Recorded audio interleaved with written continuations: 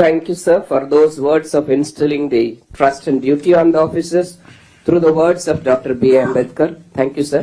Now I call upon the Honorable Chief Minister of Andhra Pradesh, Shri Nara Chandrababu Naidu Garu, to deliver the keynote address, please.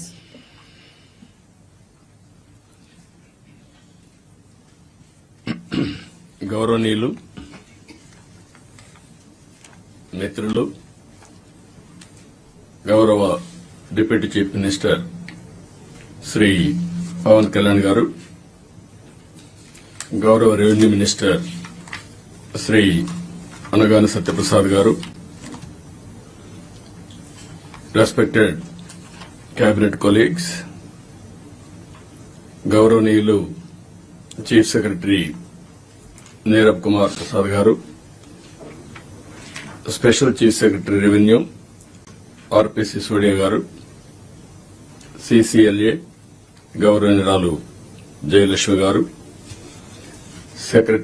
గౌరవ secretaries to government, head of the departments, district collectors and other senior officers. ఇప్పుడు ఇక్కడ మన conference కూడా అందరూ కూడా ఒకే wave length లో పనిచేయాలని district లెవెల్లో ఉండే డిస్ట్రిక్ట్ ఆఫీసర్స్ అందరినీ వీడియో కాన్ఫరెన్స్ లో పెట్టాం. అక్కడుండే డిస్ట్రిక్ట్ ఆఫీసర్స్ కి అందరికి కూడా నా నమస్కారాలు. మొట్టమొదటిసారిగా కలెక్టర్స్ కాన్ఫరెన్స్ కి మీకందరికీ స్వాగతం. ఇది ఒక హిస్టారికల్ కాన్ఫరెన్స్. ఎప్పుడు కూడా ఎప్పటికప్పుడు ఒక లక్ష్యాన్ని నిర్దేశించుకుని తద్వారా ముందుకు పోవాల్సిన అవసరం ఉంది. నేను ఈరోజు కొత్తగా ఈ కాన్ఫరెన్స్ లో పెట్టడం లేదు. 95లో నేను ముఖ్యమంత్రి అయినప్పటి నుంచి ఇది 4th టైం సీఎం అయిన తర్వాత విధిగా కలెక్టర్స్ కాన్ఫరెన్స్ లో పెట్టి ఏం చేయాలనేది ఒక డైరెక్షన్ ఇవ్వడం గాని కలెక్టివ్ రెస్పాన్సిబిలిటీ గుర్తు చేస్తూ ముందుకెళ్లాం. ఇప్పుడే మిత్రులు మాట్లాడారు. ఈరోజు మనం కాన్ఫరెన్స్ ఒక చరిత్ర తిరగ రాయబోతుంది. అదే సమయంలో మనందరం ఒకటి గుర్తుపెట్టుకోవాల్సిన అవసరం ఉంది. 5 ఏళ్లకు మునుపు ఒక కాన్ఫరెన్స్ పెట్టారు. కొంతమందికి ఉండే ఆఫీసర్లకి, సీనియర్ ఆఫీసర్లకి అందరికీ జ్ఞాపకం ఉంటుంది. అదే ప్రజావేదికలో కలెక్టర్స్ కాన్ఫరెన్స్ పెట్టి ఆనాటి ముఖ్యమంత్రి ఈ కాన్ఫరెన్స్ అవుతానే ఈ బిల్డింగ్ కూలగొడతామని అనౌన్స్ చేసి విధ్వంసానికి శ్రీకారం చుట్టాడు. అక్కడి నుంచి 5 ఏళ్లు అన్ని రంగాల్లో ఒక రంగం అని మిగల్లేదు. నేను 4వసారి ముఖ్యమంత్రి అయిన తర్వాత ఫస్ట్ టైం నేను ముఖ్యమంత్రి అయ్యాను. ఇబ్బందులున్నాయి, ఆర్థిక ఇబ్బందులున్నాయి. కానీ ఆఫీసర్లో మొరేల్ చాలా హైగా ఉంది. అప్పుడు ఆ రోజు జరిగింది కాస్తో కూస్తో ఇన్ఎఫిషియన్సీ, లేకపోతే కొంత కరప్షన్. ఇప్పుడు అట్లా కాకుండా విధ్వంసం, పనిచేసే ఆఫీసర్లందరినీ పక్కన పెట్టడం, ఆఫీసర్లు కూడా బ్లాక్ మెయిల్ చేయడం, ఒకటి కాదు అన్ని కలిసి ఈరోజు ఈ స్టేజ్కి నేను ఎప్పుడూ చూడనంత ఒకటి బ్రాండ్ ఏపీ దెబ్బతినింది. ఆఫీసర్ల యొక్క మనోభావాల్ని దెబ్బతీశారు. ఢిల్లీకి పోతే ఒకప్పుడు Andhra bureaucracy one of the best bureaucracy, మీరు గుర్తుపెట్టుకోవాలి. ఇక్కడి నుంచి పోయిన ఐఏఎస్ ఆఫీసర్స్ సక్సెసివ్ 3-4 ఐటీ సెక్రటరీలు అయ్యారు కంటిన్యూగా. ఇక్కడి నుంచి పోయినటువంటి ఫైనాన్స్ సెక్రటరీస్ ఆర్బీఐ గవర్నర్లు అయ్యారు. ఇక్కడి నుంచి పోయిన వాళ్లు కేంద్రంలో కీలక బాధ్యతలు వహించారు. వరల్డ్ బ్యాంక్ వెళ్లారు. ఈరోజు మనం చూస్తా ఉంటే ఆంధ్ర ఆఫీసర్స్ అంటే ఢిల్లీలో కూడా అన్టచబుల్స్ కింద వీళ్ళేమి చేయలేరు అనే పరిస్థితికి వచ్చారు. ఎప్పుడు కూడా మనం గుర్తుపెట్టుకోవాల్సింది నేను ఇంత మునిపే మీతో చెప్పాను. ఒక చిన్న తప్పు జరిగితే కరెక్ట్ చేయొచ్చు కానీ టోటల్ గా విధ్వంసానికి గురైనటువంటి రాష్ట్రాన్ని మళ్లీ పునర్నిర్మాణం చేయాలంటే ఎక్స్ట్రా ఎఫర్ట్స్ కూడా మనందరం పెట్టాల్సిన అవసరం ఉంది. నేను రాజకీయాల్లో 45 years ఉన్నాను, 4.5 decades ఉన్నా. గ్రామాల్లో కరెంట్ లేని రోజులు, రోడ్లు లేని రోజులు, అక్కడి నుంచి ఈ రోజు చూస్తే కరెంటు ఊర్లోనే ఉత్పత్తి చేసుకునే రోజులు, కార్లు ఆటోమేటిక్ కార్లు వచ్చేసి డ్రైవర్లెస్ కార్లు వచ్చే పరిస్థితికి వచ్చింది. అంటే మన కళ్ల ముందరనే ఇప్పుడు మన వాళ్ళు మనం చేసిన ఇక్కడ ఇంకొక విషయం కూడా మీరు గుర్తుపెట్టుకోవాల్సిన అవసరం ఉంది. అన్నింటికంటే పబ్లిక్ పాలసీస్ అంటే చాలా పవర్ఫుల్. మనం తీసుకునే నిర్ణయాల ద్వారా రాష్ట్ర భవిష్యత్తుని, భావితరాల భవిష్యత్తుని మార్చే శక్తి పబ్లిక్ పాలసీస్ కు ఉంటుంది. దానికి ఎగ్జాంపుల్ మీరు చూసినప్పుడు 1991 ఆర్థిక సంస్కరణలు. ఆర్థిక సంస్కరణలు రాకమునుపు ఇదే దేశం, ఇదే అడ్మినిస్ట్రేషన్, ఇదే ప్రజలు. కానీ బిఫోర్ మీరు చూస్తే భారతదేశం 2%, 3% గ్రోత్ రేట్. అదే ఆర్థిక సంస్కరణలు వచ్చిన తర్వాత కాంపిటేటివ్ ఎకానమీకి దోహదం చేశాం. అక్కడి నుంచి ఈ రోజు 2047కి సూపర్ పవర్ గా తయారయ్యే అవకాశాలున్నాయి. 5th largest ఎకానమీకి వెళ్ళాం. బై 2029 3వ లార్జెస్ట్ ఎకానమీకి రీచ్ అవుతాం. నా లెక్క ప్రకారం అయితే గట్టిగా పనిచేస్తే అందరం డెడికేషన్ తో పోతే 2047కి ప్రపంచంలో నెంబర్ 1 ఎకానమీగా ఉంటాం. లేకపోతే బై డిఫాల్ట్ 3rd లో ఉంటాం. కష్టపడితే కొద్దిగా 2nd కు వస్తాం. నేను ఎందుకు ఈ విషయం చెప్పానంటే ఆర్థిక సంస్కరణలు వచ్చిన తర్వాత first mover advantage technology adopt చేసుకున్నాం మనం ఇండియన్స్. మనకు ఒక హిస్టారికల్ అడ్వాంటేజెస్ కూడా ఉన్నాయి, ఓసారి మిస్ అవుతా ఉంటాం.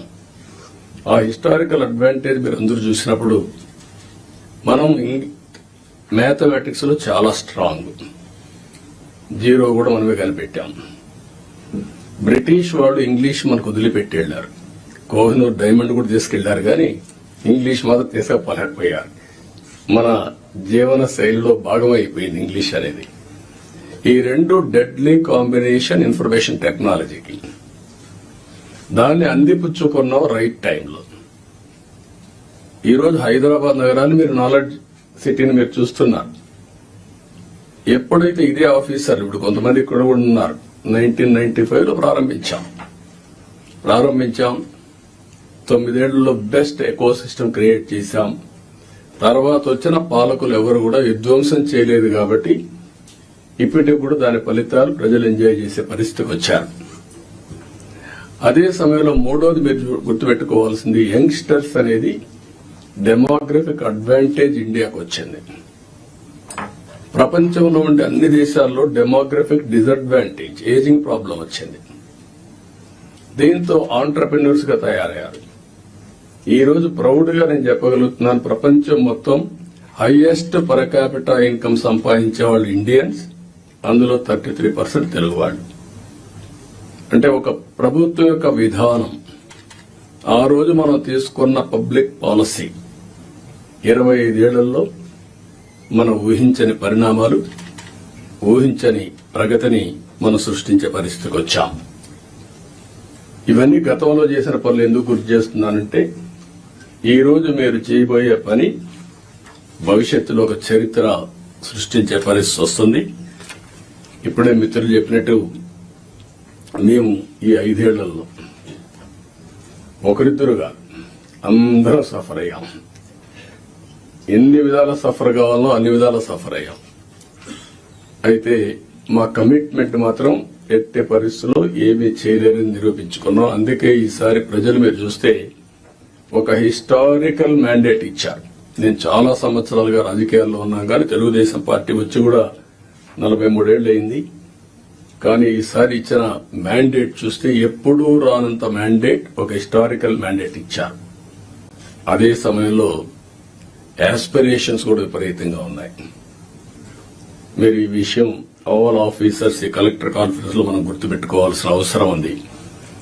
మేము ఆ రోజు ఒకే మాట చెప్పాం, నేను గాని పవన్ కళ్యాణ్ గారు గాని, మమ్మల్ని నమ్మండి, ప్రజలు గెలవాలి.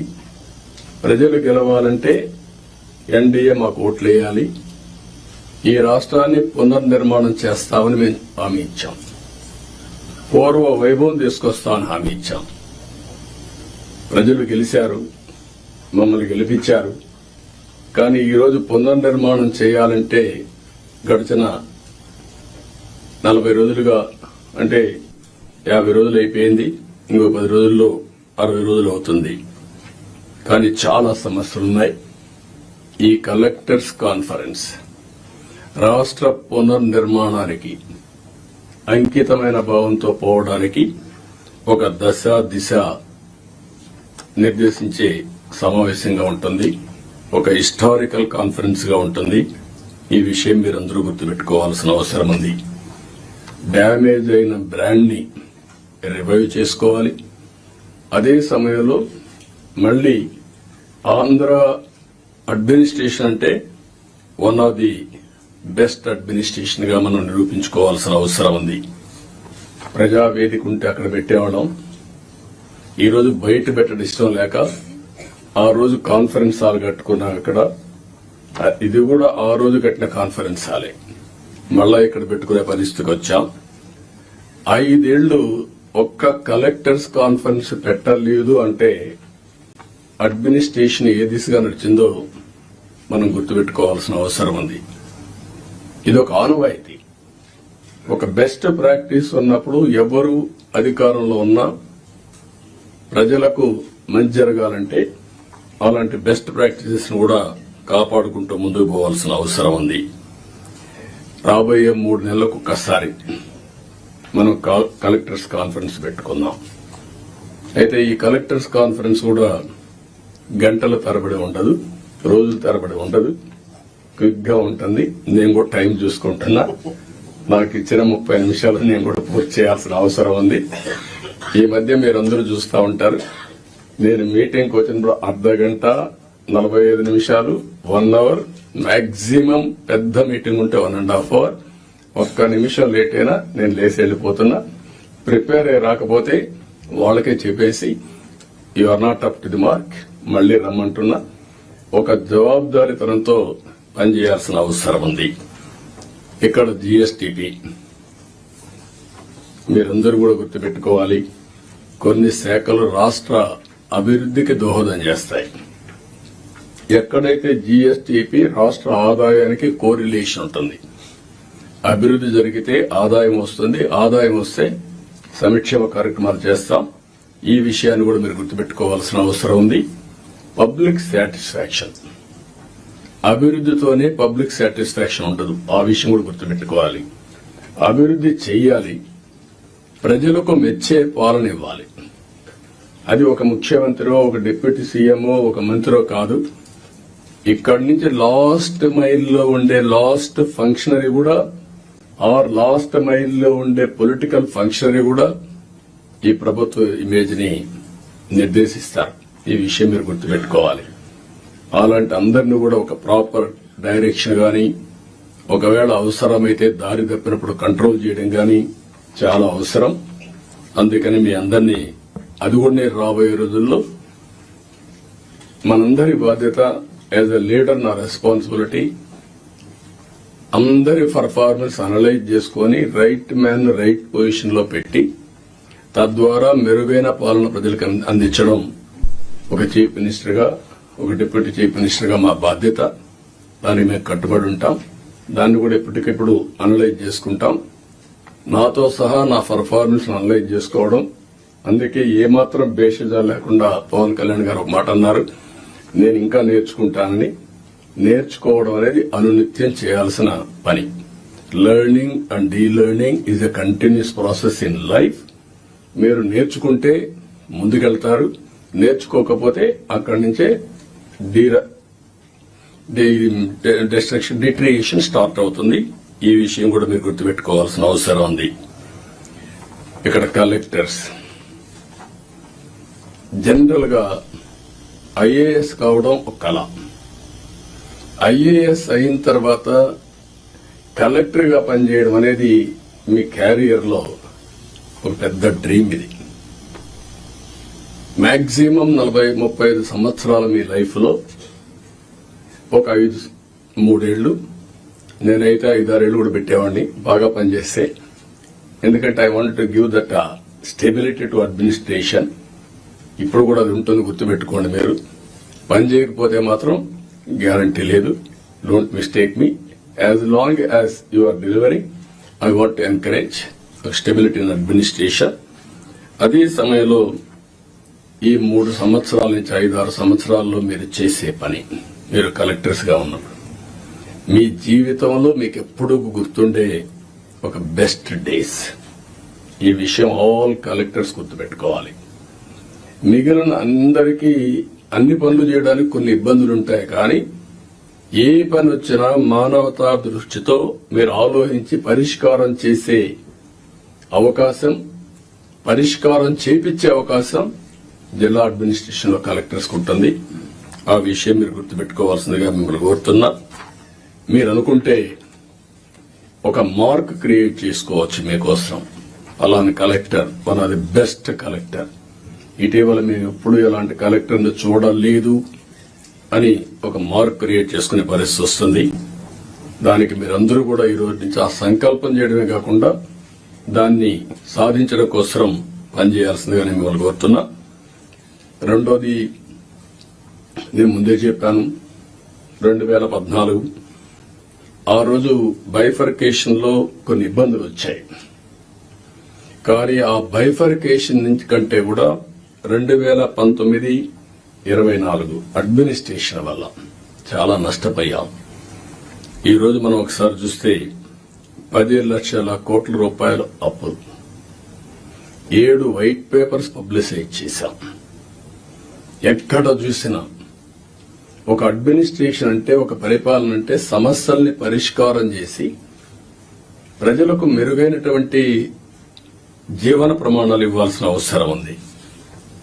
కానీ మొన్నే మీరు చూశారు ఎంత దారుణం అంటే, ఎక్కడికి పోయినా నేను పార్టీ ఆఫీస్కి వెళ్తే 3 గంటలు నాన్ స్టాపబుల్ పిటిషన్లు తీసుకుంటే ఒక 4,000 నుంచి 5,000 పిటిషన్లు వచ్చాయి. 5,000 పిటిషన్లో సగం పిటిషన్లు ల్యాండ్ రిలేటెడ్ ఇష్యూస్ వచ్చాయి. అంటే భూ సమస్యలే 50%. ఎవరు తప్పిది? ఎప్పుడు నా 14 సంవత్సరాల సర్వీస్లో గాని ఇంత విధ్వంసం, ఇంత భూ కబ్జాలు, ఇంత 22A మిస్యూజ్ చేయడం ఎప్పుడు నేను చూడలేదు. ఇప్పుడు ఏ రికార్డు చూసినా సస్పిషన్ తో చూసే పరిస్థితి వస్తా ఉంది. అంతవరకు వెళ్లిపోయే పరిస్థితి వచ్చింది. అందుకే ఫస్ట్ కేబినెట్ లోనే మేము ఏదైతే ల్యాండ్ టైటిలింగ్ యాక్ట్ ఉందో దాన్ని రద్దు చేశాం. సర్వేను కూడా హోల్డ్ లో పెట్టాం. ఆ సర్వే కూడా ఇప్పుడే రెవెన్యూ మినిస్టర్ చెప్పినట్టు ఎవడు ఊహించినటువంటి సర్వే రాళ్లు, దానికి కూడా Galaxy granite, one of the best granite. భూమిలో పూడ్చే రాయికి ఇంట్లో వేసుకునే ఒక ఫ్యాన్సీ గెలాక్సీ గ్రెనైట్ పెట్టి దాని మీద ఫోటో వేసుకోవాలని ఆలోచన వచ్చిందంటే ఎంత దుర్మార్గమైన ఆలోచన అర్థం చేసుకోవాల్సిన అవసరం ఉంది మనందరం. ఇది సివిలైజ్డ్ వరల్డ్ ఎవరు క్షమించరు. ఇవన్నీ అలాంటివి చేశారు.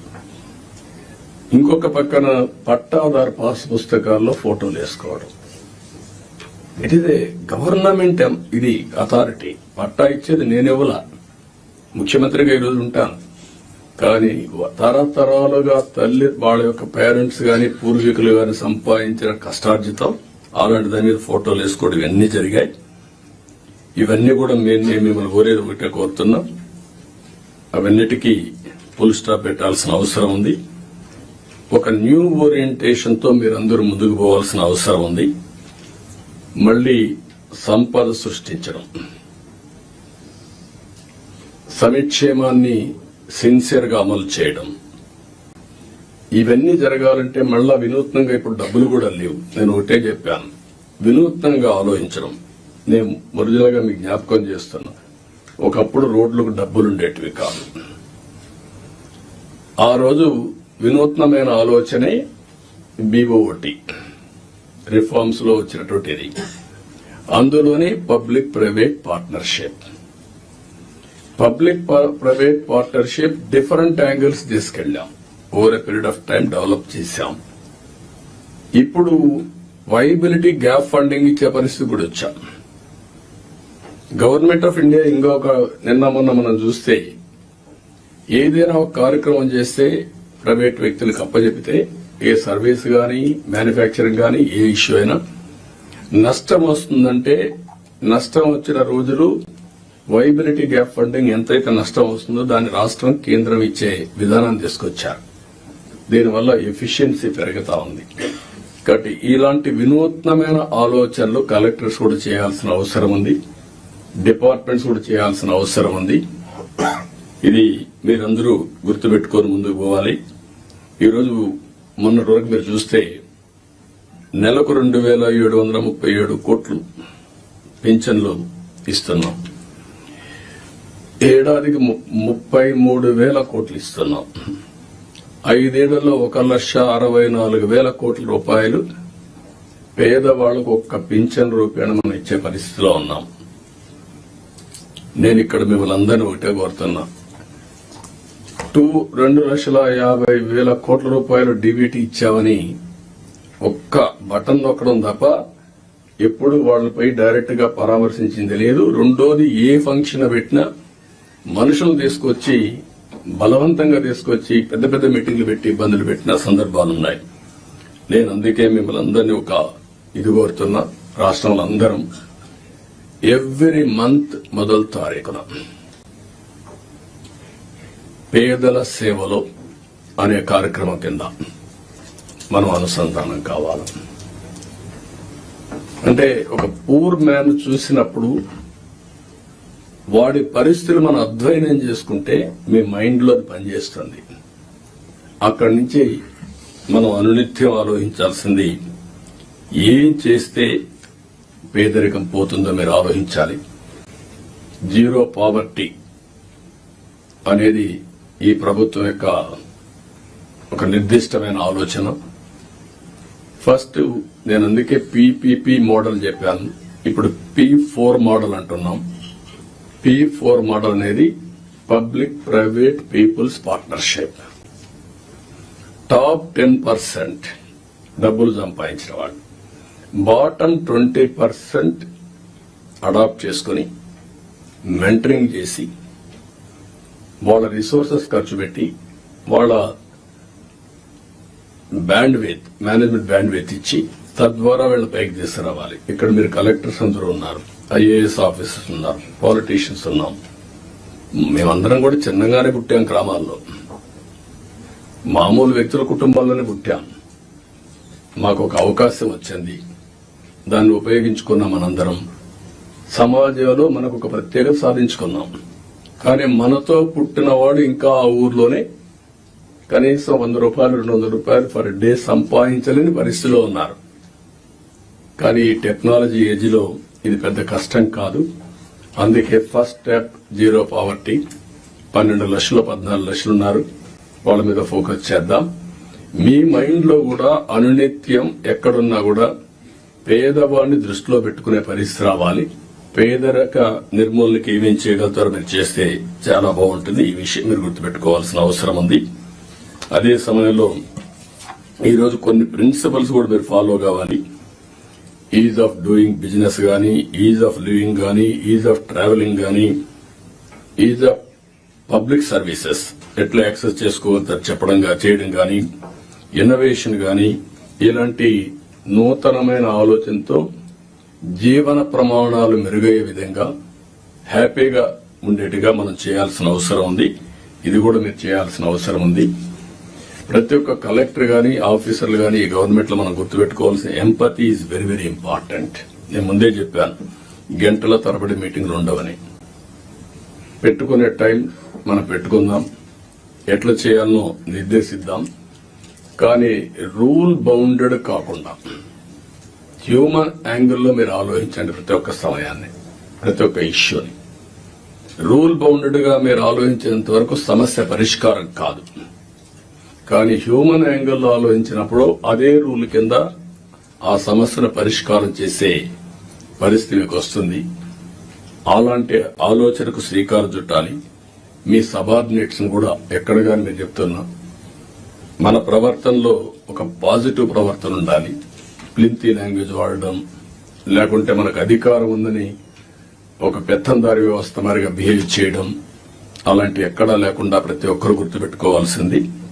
కొలీగ్స్ ని ఏ విధంగా పని చేయించాలో రాజీ లేదు, కానీ వల్గర్ గా మాట్లాడి వాళ్ళని కొంచెం ఇన్సల్ట్ చేయడం ఇలాంటి చేయకూడదన్న అభిప్రాయం. దాన్ని మీరు ఫాలో కావాలి. మీరు చేసే పని మాకు రిఫ్లెక్ట్ అవుతుంది. మళ్ళీ ఈ విషయం గుర్తుపెట్టుకోవాలి. మీరు ఒక వ్యక్తి అయితే మీకు అన్వయిస్తారు. వ్యవస్థలో ఒక భాగం అయినప్పుడు హెడ్ ఆఫ్ ది ఆర్గనైజేషన్ ఎవరైతే ఉంటారో వాళ్ళు కూడా వస్తుంది. ఈ విషయం మీరు గుర్తుపెట్టుకోవాల్సిన అవసరం ఉంది. రెండోది యాక్సెసిబిలిటీ. మీ టైం నీగే మార్క్ చేసుకోండి. నేను కూడా ఎవ్రీ సాటర్డే కూర్చొని సీఎంఓ ఏ విధంగా పనిచేశాం, టైం ఎట్లా మేనేజ్ చేశాం, నేను ఎట్లా ఇంప్రూవ్ చేసుకోవాలి, అన్ని విషయాల్లో ఒక పక్క మీటింగ్స్, ఒక పక్క పబ్లిక్ రిలేషన్స్, ఒక పక్క మా పార్టీ వర్క్, అన్నిటి కూడా మేము ఇయర్ మార్క్ చేసుకుని ముందుకు పోతున్నాం. అందరికి యాక్సెసిబిలిటీ ఇచ్చే పరిస్థితిలో ఉన్నాం. మీరు కూడా వీలైనంత వరకు యాక్సెసిబిలిటీ ఉండాల్సిన అవసరం ఉంది. ప్రజాప్రతినిధులు వచ్చినప్పుడు కూడా నేను ఒకటే చెప్తున్నా, this is the political governance. We are not dictators. Dictators అనుకున్న వాళ్ళు ఎవ్వరు కూడా మళ్లీ తిరిగి ఎలక్షన్ లో గెలవలేదు. మనం గుర్తుపెట్టుకోవాల్సింది ప్రజాస్వామ్యంలో ఉన్నాం కాబట్టి పొలిటికల్ గవర్నెన్స్ మాకు ఒక మ్యాండేట్ ఇచ్చారు. ఆ మ్యాండేట్ మళ్ళా మీరు పర్వాలేదు కానీ మేము 5 ఏళ్ల తర్వాత మళ్ళా ప్రజల దగ్గరికి వెళ్లి మళ్ళా ఓట్లు వేయించుకొని వస్తే ఇక్కడికి వస్తాం, లేదంటే అసెంబ్లీ కూడా రాం మేము. ఈ విషయం మీరు గుర్తుపెట్టుకోవాల్సింది. మనమైతే మంత్రులు ఒకరో వచ్చారేమో అసెంబ్లీకి, అందరూ ఎవరు అసెంబ్లీకి కూడా రాలేదు. ఈ విషయం మీరు గుర్తుపెట్టుకోవాల్సిన అవసరం. అందరినీ కలవండి, తప్పులు చేయమని చెప్పడం లేదు, కానీ ఏదైనా ప్రజాప్రతినిధులు వచ్చినప్పుడు కరెక్ట్ విషయాలు చెప్పినప్పుడు వాస్తవాలు మీ దృష్టికి తీసుకొచ్చినప్పుడు మీ బాధ్యత ఆ సమస్య పరిష్కారం చేయడం, ఆ క్రెడిట్ వాళ్ళకి ఇవ్వడం. 5 ఏళ్ల తర్వాత మీరు అక్కడ ఉండరు, మీకు ఆ క్రెడిట్ అవసరం లేదు. ప్రజాప్రతినిధి బాధ్యత, మీ బాధ్యత మీరు చేయడం, మీకు ఒక సాటిస్ఫాక్షన్ రావడం, మీ క్యారియర్ లో మీరు చేసిన మంచి పనులు మీకు తృప్తినిస్తాయి. ప్రజాప్రతినిధి వాళ్ళ బాధ్యత అది కూడా మీరు గుర్తుపెట్టుకోవాల్సిన అవసరం ఉంది. రెండోది లీడర్షిప్ అండ్ ఓనర్షిప్. గవర్నమెంట్ చేసే ప్రతి ఒక్క ప్రోగ్రామ్ ని మీరు ఓనర్షిప్ తీసుకోవాలి. యూ హావ్ టు ఓన్ చేసుకున్నప్పుడు మీకు వచ్చే ఇంపాక్ట్ డిఫరెంట్ గా ఉంటుంది. అది కూడా మీరు చేయాల్సిన అవసరం ఉంది. ఎఫెక్టివ్ గా, ఎఫిషియెంట్ గా స్టాండర్డ్ ఆపరేషన్ ప్రొసీజర్స్ అన్ని మీరు చేసుకుని ఎక్కడికక్కడ కీ పర్ఫార్మెన్స్ ఇండికేటర్స్ ఇవన్నీ కూడా తయారు చేసుకుని మీరు ముందుకు పోవాల్సిన అవసరం ఉంది. నేను ముందే చెప్పాను, 3 నెలలకు ఒకసారి నేను కూడా ప్రతి ఒక్కరిని ఒక అసెస్ చేసుకుంటాం. ఆ అసెస్ చేసుకున్నాం కాబట్టి మొన్న ఎలక్షన్ లో మాకు విన్నబిలిటీ గాని హిస్టారికల్ మ్యాండేట్ వచ్చింది. నేను తప్పు చేసినా కరెక్ట్ చేసుకుంటూ వచ్చాం. కాబట్టి మీకు కూడా ఇది నేను గైడ్ చేస్తున్నా. అది కంపల్సరీగా మీరు చేయాల్సిన అవసరం ఉంది. ఎక్కడికక్కడ సింపుల్ గవర్నెన్స్ ఉండాలి, ఎఫెక్టివ్ గవర్నమెంట్ ఉండాలి. Simple government, very simple. నేను అందుకే మొన్న వచ్చినప్పుడు చెప్పాను, నేను వచ్చినప్పుడు పరదాలు కట్టడం, చెట్లు నరికేయడం, రెడ్ కార్పెట్లు వేయడం, స్కూల్స్ క్లోజ్ చేయడం, బలవంతంగా మొబిలైజ్ చేయడం, నేను పోతూ ఉంటే మనుషులందరూ నిలబెట్టేయడం ఒక అర్ధగంట. This are all not required. మేము కూడా మాకు ఒక హోదా వచ్చింది ప్రజలకు సేవ చేయడానికి. ఆ సర్వీస్ చేయడంలో ప్రజలకు ఇన్కన్వీనియన్స్ కలిగించడం కరెక్ట్ కాదు. నేను పోలీసులు కూడా పదే చెప్పాను, అది తూచా తప్పకుండా పాటిస్తాం. మీరు కూడా పోయినప్పుడు కలెక్టర్ పోతా ఉంటే ఇప్పుడు కొత్తగా ఎమ్మెల్యేలు కూడా సైరన్ పెట్టారు. వాళ్ళు కూడా సైరన్ వేసుకుని వెళ్ళిపోయే పరిస్థితికి వచ్చారు. అంటే ఇవన్నీ కూడా ప్రజల్లో మనకు తెలియకుండా మన మీద ప్రజా వ్యతిరేకత బిల్డప్ అయ్యే పరిస్థితి తెచ్చుకుంటున్నాం. నేను అందరినీ కంట్రోల్ చేస్తున్నా. అడ్మినిస్ట్రేషన్ టోటల్ గా ఒక సర్వీస్ మూడ్ లో పోవాలి తప్ప ఒక అధికారాన్ని చలాయించే మూడ్ లో పోవడం మాత్రం కరెక్ట్ కాదని మీ అందరికి కోరుతున్నా. ఇంకొక పక్క టెక్నాలజీ బాగా వచ్చింది. పోలీసులు కూడా అదే సాయంత్రం చెప్పబోతున్నాను. విజిబుల్ పోలీసింగ్ ఉండాలి, ఇన్విజిబుల్ పోలీస్ ఉండాలి. వీళ్ళు ఎక్కువ కనపడతారు, ఎఫెక్టివ్నెస్ తక్కువ ఉంటుంది. ఇది ఎప్పటి నుంచో నేను చెప్తున్నా. దానికి కూడా మనం శ్రీకారం చుట్టాలి. మీకు కూడా అన్ని కూడా మీరు గుర్తుపెట్టుకోవాలి. చాలా సిస్టమ్స్ వచ్చేసాయి. నేను ఆ రోజు పెట్టినటువంటి 15,000 కెమెరాలు పెట్టిన రాష్ట్రంలో. ఒకడు తప్పు చేస్తే ఇంకొకటి తప్పించుకోవడానికి వీలు లేకుండా మొత్తం ఒక 10 minutes లో పట్టుకునే పరిస్థితి తీసుకొచ్చాం. కానీ అవన్నీ ఎక్కడికి పోయినా నాకే తెలియదు. నిన్న వేరే వాళ్ళు చెప్తా ఉంటే ఆలోచిస్తున్నా. ఇప్పుడు నేను కూడా ఇవన్నీ సెర్చ్ చేస్తున్నా. ఒకప్పుడు ఈ గవర్నెన్స్ అన్ని పోయినాయి. తర్వాత రెండు ఈ విషయాలే కాకుండా మీరందరూ గుర్తుపెట్టుకోవాల్సింది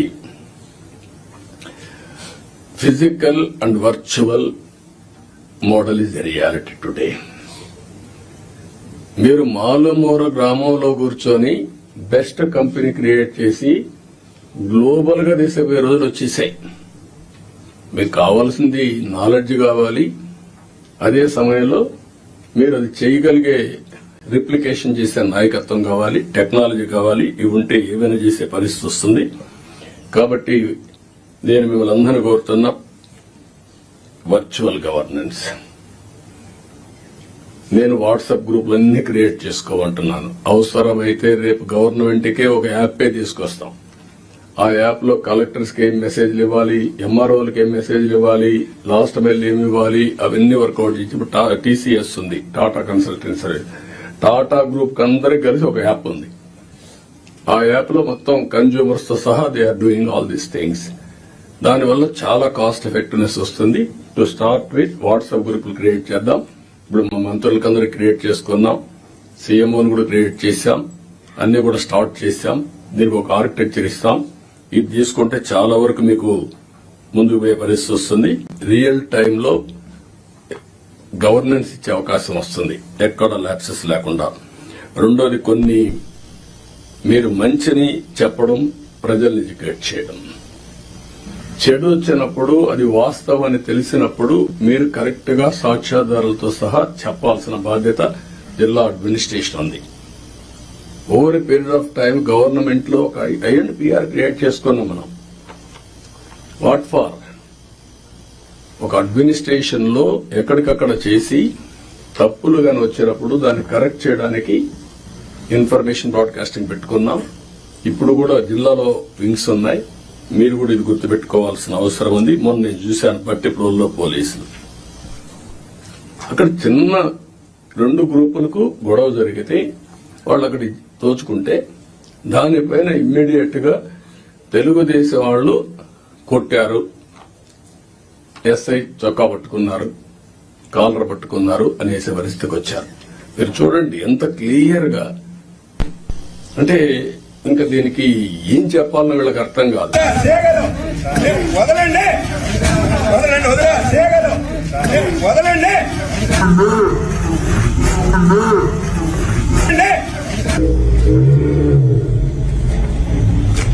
వదలమని అడుగుతున్నా.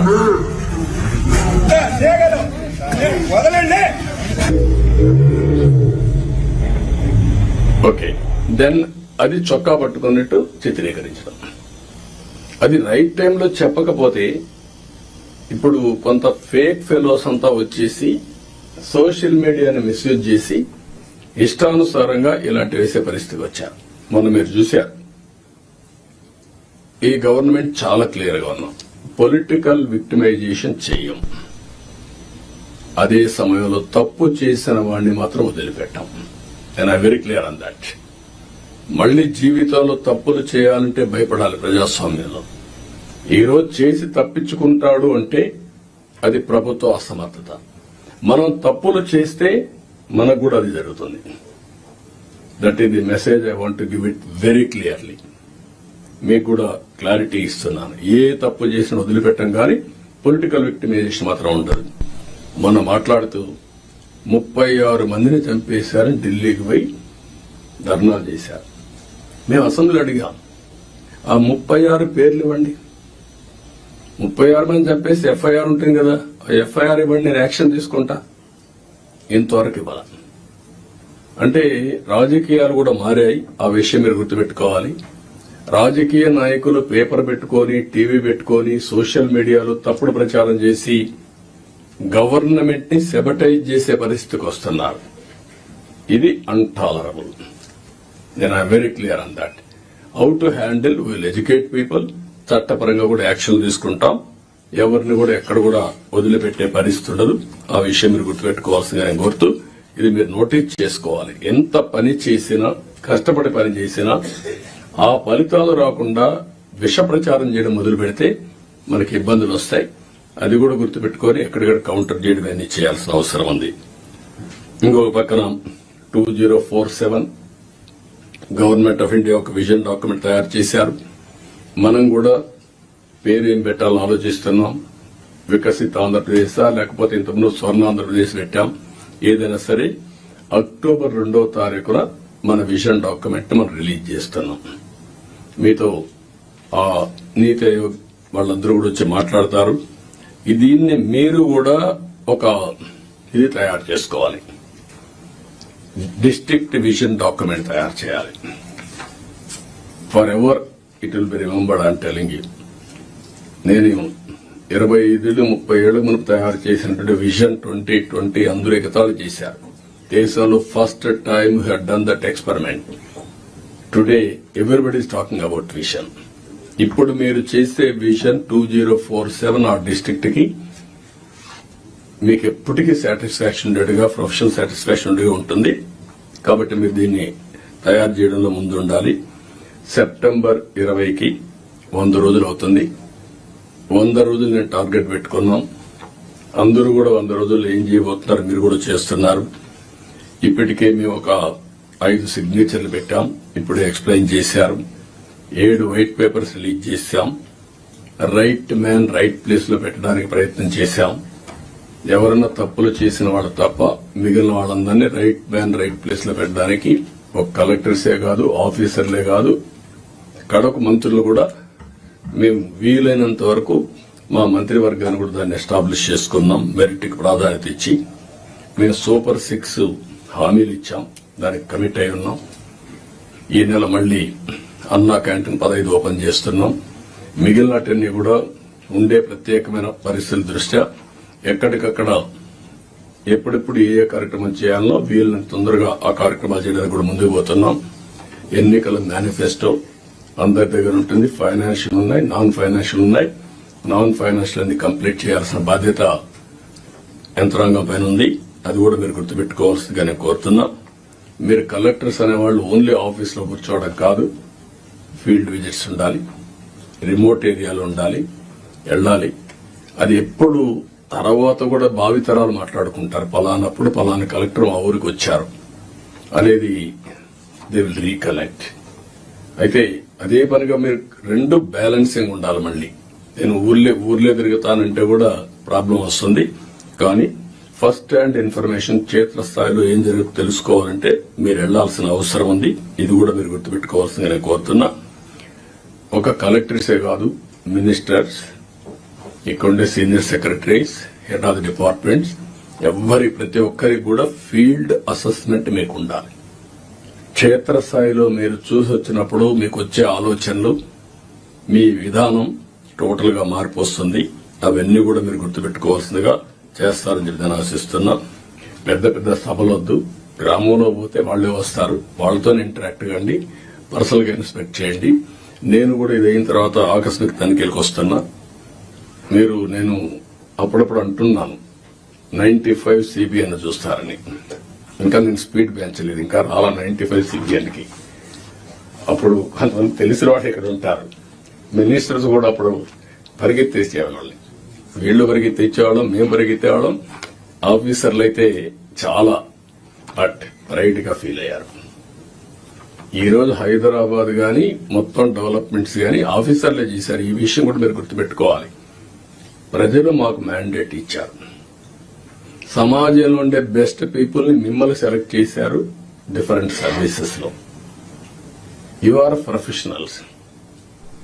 ఆ calibre, administration, organisation skills, communication skills అవి మీకున్నాయి. మాకు ప్రజలు గౌరవించారు, మమ్మల్ని ఎన్నుకున్నారు.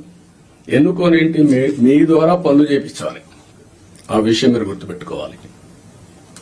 మేము పని చేయించకపోతే మా తప్పు, కానీ మేమే పని చేయాలి అంటే కుదరదు. మా బ్యాక్గ్రౌండ్ ఇవన్నీ వచ్చినప్పుడు ఈ విషయంలో మీరందరూ కూడా క్లారిటీ పెట్టుకుని ముందుకు పోవాల్సిన అవసరం ఉంది. నేను వచ్చినప్పుడు ఒక అంగన్వాడీకి పోతా, డ్రైన్స్ పోతా, డోంట్ మిస్టేక్ మీ. ఒకప్పుడు డ్రైన్ లో ఐఏఎస్ ఆఫీసర్లు దించిన రోజులు కూడా ఉన్నాయి. దిగి చూడమా ఎట్లుందని మీరు ట్రైన్ ఒకసారి దిగండి, మీకు ఒక ఐడియా వస్తుందని తిప్పి చూపించిన రోజులు ఉన్నాయి. చెత్త ఉంటే అవన్నీ చూపించిన రోజులు ఉన్నాయి. అక్కడే మీడియాలో ఎక్స్పోజ్ చేసిన రోజులు ఉన్నాయి. తర్వాత అంత హార్ష్ గా నేను పోలేదు, కానీ దట్ వర్ ది డేస్. కానీ అదే మరి హైదరాబాద్ ని బిల్డ్ చేయడం కూడా వీళ్లే బిల్డ్ చేశారు, ఐటీ కూడా వీళ్లే చేశారు. అది ఈ రోజు మనకు ఒక ఔటర్ రింగ్ రోడ్డు కావచ్చు, ఆలోచనలన్నీ వీళ్ల ద్వారానే వచ్చాయి. ఈ విషయం మీరు గుర్తుపెట్టుకోవాల్సిందిగా నేను కోరుకుంటూ, ఫైనల్ గా ఇప్పుడే పవన్ కళ్యాణ్ గారు చెప్పినట్టు ఫ్యామిలీ కనీస అవసరాలు ఏమేం కావాలి will guide you. Current, toilet, లేకపోతే గ్యాస్, ఈ మినిమం అవసరాలు ఇన్ఫ్రాస్ట్రక్చర్ ఏముందో అన్ని ఇండ్లకు ఇచ్చే బాధ్యత రావాలి. Number 2, village street lights, cement roads, drains, waste management, దీని మీద కూడా మీకు క్లారిటీ రావాలి.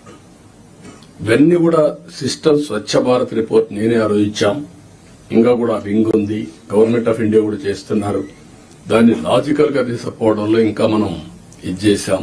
Last time waste energy plants తీసుకొచ్చాం, ఒక 2 ఆపరేషన్కి వచ్చాయి, మిగిలిన రాకుండా పైన వదిలేశారు.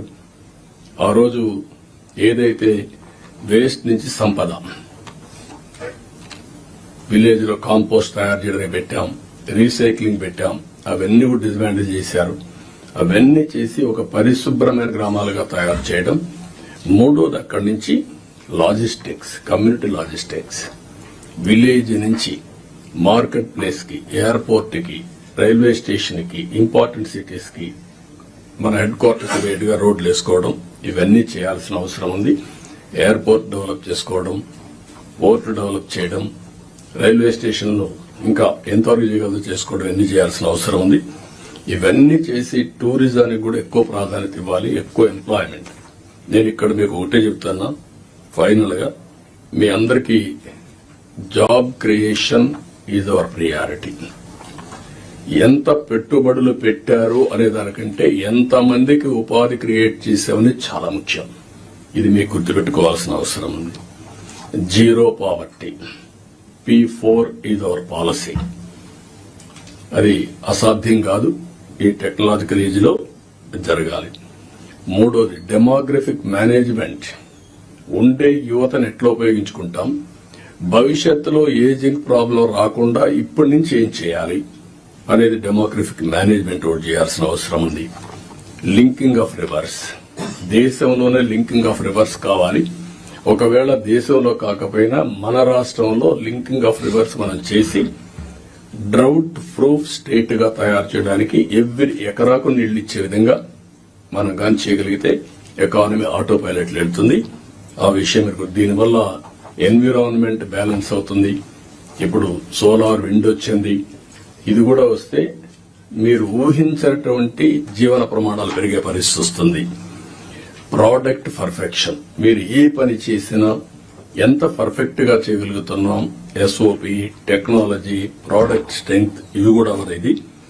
అదే మరి స్కిల్ సెన్సెస్, ఇది కోర్ ప్రోగ్రామ్. ఎట్టి పరిస్థితుల్లో దీన్ని కూడా చేయాల్సిన అవసరం ఉంది. లాస్ట్ కు వచ్చే కొందికి district level GSTP, mandal level GSTP, project management unit at every district కూడా ఇస్తాం మీరు మేనేజ్ చేసుకోవడానికి. మీరు ఒక ట్రెడిషనల్ కలెక్టర్స్ గా కాకుండా ఇన్నోవేటివ్ గా మీరు పనిచేసే పరిస్థితి రావాలి. నేను చెప్పిన ఇవన్నీ కూడా గుర్తుపెట్టుకొని work hard, work smart, think global best practices, act accordingly. ఈ అవకాశం వస్తే అవకాశాన్ని ఉపయోగించుకొని మీరు ముందుకు పోవాల్సిన అవసరం ఉంది. దయచేసి ఇవన్నీ మీరు గుర్తుపెట్టుకొని ఏం చేయాలో చేయాల్సిందిగా నేను కోరుకుంటూ, ఏదైనా ఉంటే మళ్ళా మనం మాట్లాడుకుందాం. With this I wish all the best for all collectors career. This is the greatest time inspiring period we are all here. ఒకప్పుడు చేయాలంటే చేయలేము, అవకాశం ఉండేది కాదు. ఇప్పుడు ఏది కావాలంటే అది చేసే అవకాశం ఉంది. అలాంటి లీడర్షిప్ కూడా ఇక్కడ ఉంది. మీ ముందుండే లీడర్షిప్ అంతా కూడా మీరు ఏం చేయాలన్నా వద్దనకుండా ఇంకా ఎంకరేజ్ చేస్తాం. కాబట్టి ముందుకు పోవాల్సి కోరుకుంటూ అందరికీ నమస్కారాలు, ధన్యవాదాలు. థ్యాంక్ యూ అనండి.